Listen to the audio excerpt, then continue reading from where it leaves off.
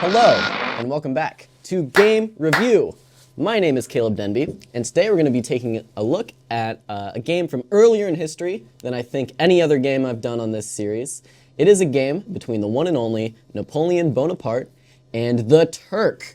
Of course, in this case, the Turk is not an actual Turkish chess player, but instead is an automaton. Those familiar with the Turk probably know it was the quote-unquote first chess-playing machine. Of course, in reality, it housed a actual chess player, a human chess player, in a cabinet kind of beneath the board, and it worked with some pretty interesting machinery to hide the player within, keep him out of sight from the spectators and the opponents, and allowed him to make moves using some machinery and pretend to be this automaton.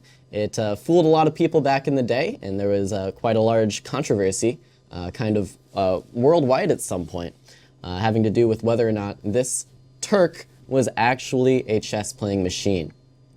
It played a few famous people throughout history. It played some chess not grandmasters, but some famous chess players, as well as this game, which we're going to look at today, which was played with Napoleon Bonaparte, of course, the famous Frenchman. And so we'll see how Napoleon fared against the automaton here today. The game started with 1 e4. The Turk played 1 e5. Napoleon, an ambitious queen f3 player. This might be an opening familiar to some of you scholastic players out there. 1 queen f3, or 2 queen f3, kind of signifies what Napoleon was intending. Knight c6. Then Napoleon, with impunity, plays bishop c4. Of course, the idea here being to checkmate black. However, the Turk was no slouch. It didn't get to be a super famous chess-playing automaton by falling for scholar's mate every game. So he simply developed its piece with knight f6. And now white is already kind of in a shaky-looking position. This queen is really where this knight should go. And because of this, development for white's going to be a little bit awkward here. And that's why this opening isn't really played at anything beyond the scholastic level with any sort of regularity. White does develop this knight, though, to e2. Black simply develops with bishop c5. Very natural play, getting the bishop outside the pawn chain before playing d6. White now makes a pretty substantial mistake.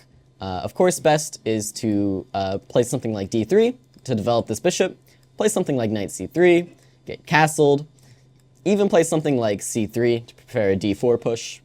But what Napoleon does is pretty anti-positional. He plays a3 here. Of course, always better to develop your pieces in the opening rather than play, not so good wing pawn moves like a3. It's just a waste of time. Black uses this time to play d6, get this bishop into the game. White goes ahead and gets castled, but now bishop g4 develops with tempo on the queen. This queen comes to d3, and now black plays the very nice knight h5, already aiming for some weak squares in the white camp. And you can really see that white's lack of development is going to be a huge problem for him here.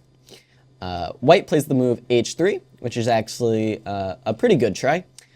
Black has to take on e2. Well, it doesn't have to, but it's best for him. And now he can drop this knight into the nice f4 square. And already, this queen is running out of squares to go to. Turns out, Napoleon probably should have put this queen on g4. It guards some squares around the king. Notably, it prevents this queen from entering the action, which turns out to be kind of critical. Black would probably still play something like queen f6, defend this pawn, and get ready to castle, probably kingside. And the game would continue. Instead, though, Napoleon made a pretty big mistake here with queen e1. And now, after many, many moves, black is simply winning, but I'll let you guys at home try and find the best move here. Can you find the checkmate in 8s? I'll give you a moment to pause the video at home.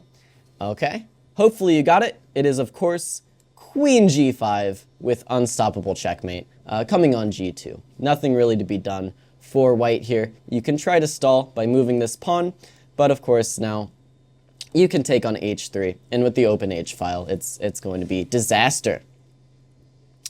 Instead, though, the Turk did not play queen g5, played another winning move instead, knight d4, which is totally winning for black, but it's not forced checkmate.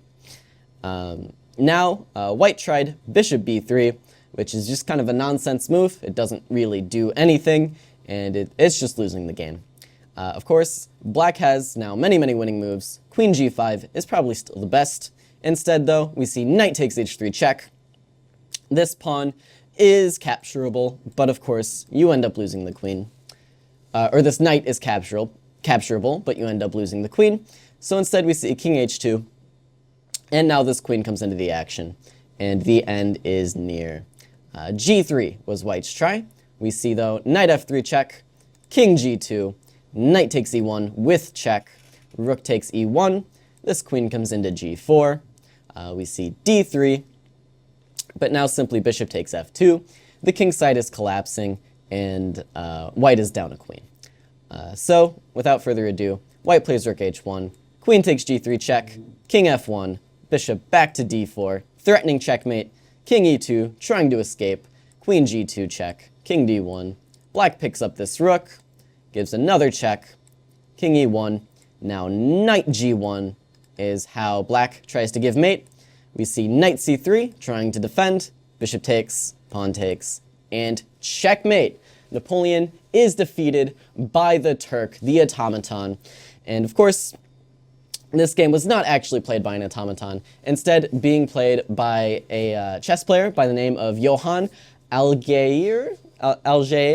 Nobody knows how to say his name for sure. But he was one of the first kind of serious chess players. I believe he actually published one of the first chess manuals, chess books, was written by him.